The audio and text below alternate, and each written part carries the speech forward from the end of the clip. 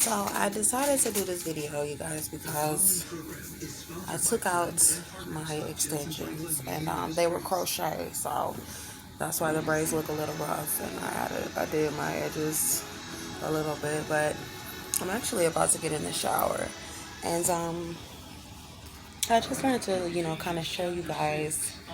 My hair, of course, is very dry. It's not really in it's the state that it should be in. But my hair was very long when I was released from the Montgomery County Jail. It was very long, very thick, poofy, and long. Um, and one thing that God said was because, when I was living in Conroe, Texas, and I had went natural when I was probably like 20, 21 years old. I had a perm around the time that the natural hair movement had become more um, diverse, to where a lot of black women from different parts of the world were embracing their natural hair textures. The Lord showed me, He told me, He said that because of my natural hair, that it had gotten me in a lot of trouble in my brown skin, because people were being very racist to us in the community, and that people were doing a lot of profiling and things like that. Um, and he also said because my skin was not very dark, that when I would speak out about the racial issues and things like that, that I was not being heard by the blacks in the community, because people felt like I was not dark enough, that I didn't have to endure the same prejudice and things like that. And then he also said, when I tried to um, talk about it, that I wasn't really considered really light skinned, so I could not relate to the women who were very light skinned, who also understood how they were mistreated as light skinned women, because he also he talked about the fact that light skinned women are sometimes mistreated in the black community, and that I wasn't considered light enough for anybody to feel my struggles on being outcast in certain parts of the black community for having light skin. And God, He is the truth, so He knows about everything. And it's made me really love Him a lot too, for Him to acknowledge my pain. This was something that I have dealt with about my skin tone most of my life. But when I went natural, it kind of doubled it, because then you got the natural hair too on top of that. Uh, because when you have straight hair, you only really got to deal with the skin thing, and then when you got the natural hair, it's more on top of it.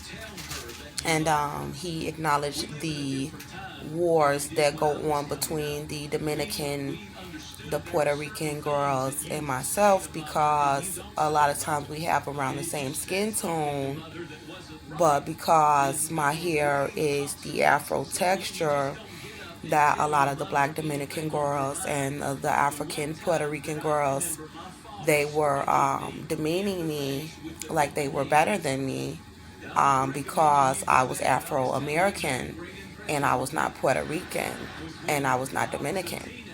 And because their hair textures were smoother textures, they would always try to threaten to sleep with my boyfriend, or that, oh, I could take your man and all of that. And God was like, okay, well, I'm gonna teach you something. Y'all just different skin tones. You not better than her. She not better than you.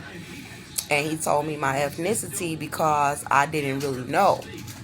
Because I would look in the mirror and I would wonder, like, okay, why do I look this way? What am I? Because on a lot of our birth certificates, it just talks about you're African American, and God let me know you're black.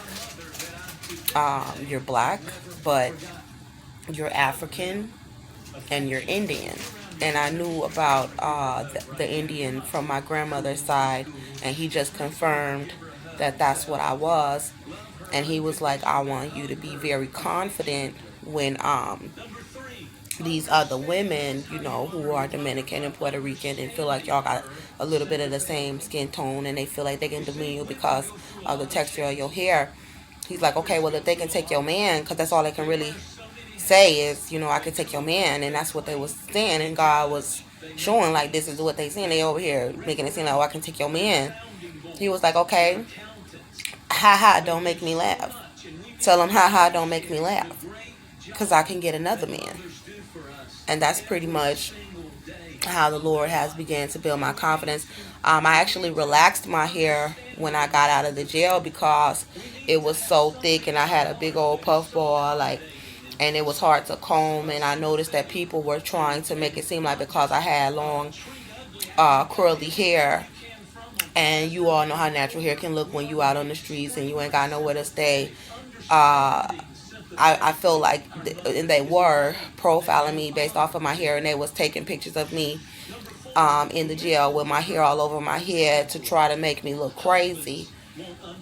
And so when I got out, they were trying to do the same thing because I didn't have a stable home.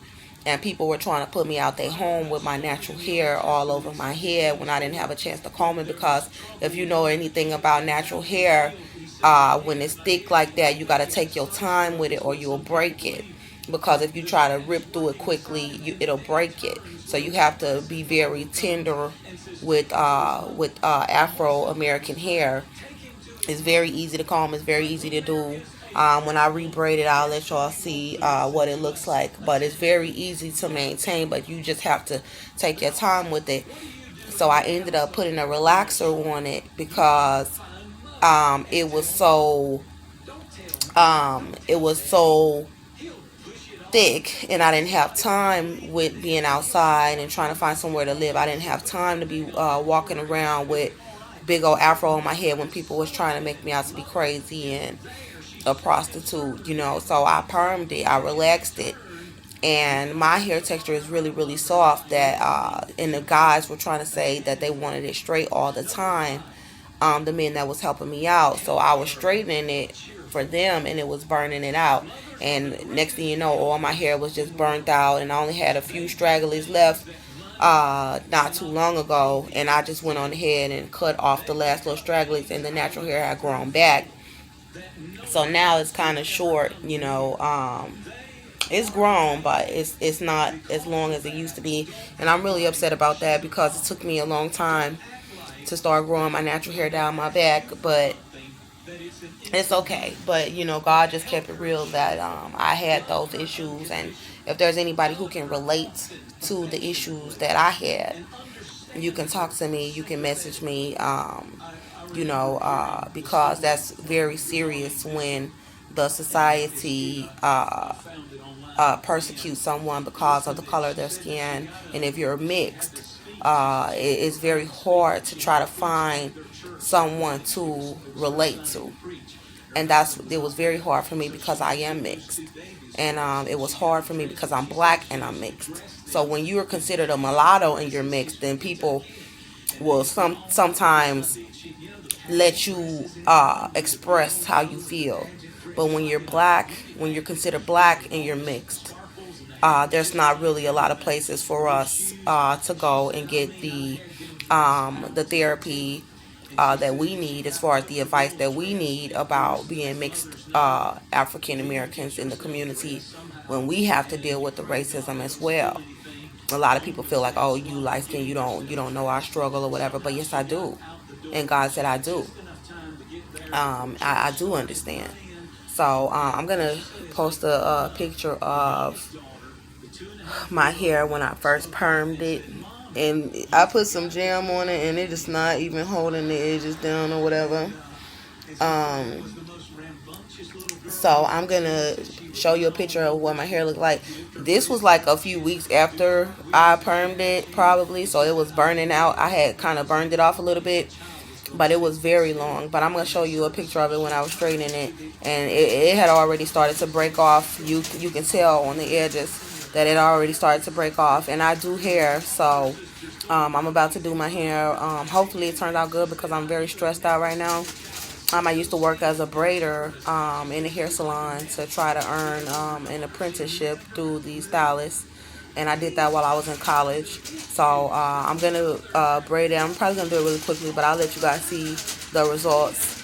And I'm about to post a picture of my hair relaxed, and I still have my tooth in my mouth. So this has been very hard. It has taken a big struggle on my body because me being in my home, I can take care of myself, and be healthy. So I just pray that the Lord really vindicates me in a very large way, because leaving me without my home and my child, that type of distress on a person, and then to try to look at me in a horrible state, and then still be talking about me and trying to beat me down and treat me like an auntie. I'm 29 years old. I have my whole life ahead of me, and I really don't appreciate that. So I'm gonna show you guys a picture of me,